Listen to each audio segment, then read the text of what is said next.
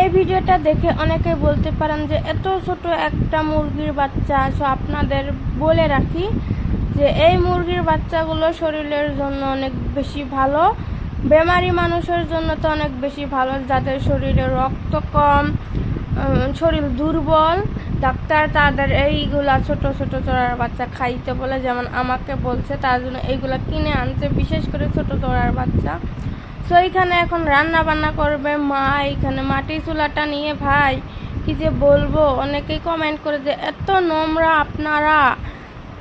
So আপনাকে বলে রাখি যে আমরা নোংরা নই ভাই, ডেইলি ডেইলি ওই মাটির চুলায় রান্না করতে হয়, প্লাস ডেইলি তো আর মুছতে পারে না, লেপতে পারে না, তাই না? আর মাটির চুলায় রান্না করলে তো একটু ওই যে কি ইয়া হবে, যে মানে খড়ি যেহেতু রান্না হয় তাই ছাই এগুলা ভরাটা স্বাভাবিক কথা, তাই না? আমাদের রান্নার মধ্যে তো আর কোনো কিছু ভরতেছে না। সো এই যে এইখানে মা কুটিয়ে ধুয়ে পরিষ্কার করে তারপরে মশলা টশলা দিয়ে তারপরে এই যে এইখানে কষান করে নিতেছে। এখন কষান করে নিয়ে তারপরে কিন্তু ঝোল দিয়ে দিবে ভালোভাবে।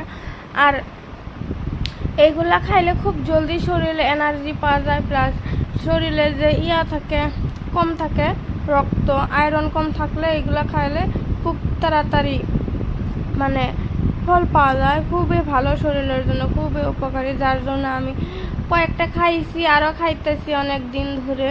সো ভিডিওটা অনেক দিন আগে করা ছিল, এডিট করবো করে মানে করতে করতে আর এডিট করা হয় না, যেহেতু এখন আর আমার ওরকম ভিডিও এডিট করতে মন চায় না। শরীর অসুস্থ থাকলে ভাই কিচ্ছুই ভালো লাগে না, আমি নিজের এক্সপিরিয়েন্স থেকে বলতেছি এইটা। সো কষানো হয়ে গেছে, এখন এখানে ঝোল দিয়ে দিবে।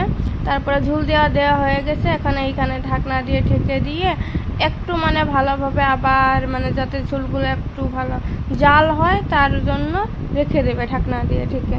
সো এই যে আমাদের একটু ঝোল মানে বেশি ইয়া হয়েছে, মেবি আমি খাইছি, খাওয়ার পরে ভিডিওটা করছি, যার জন্য এরকম দেখা যাইতেছে।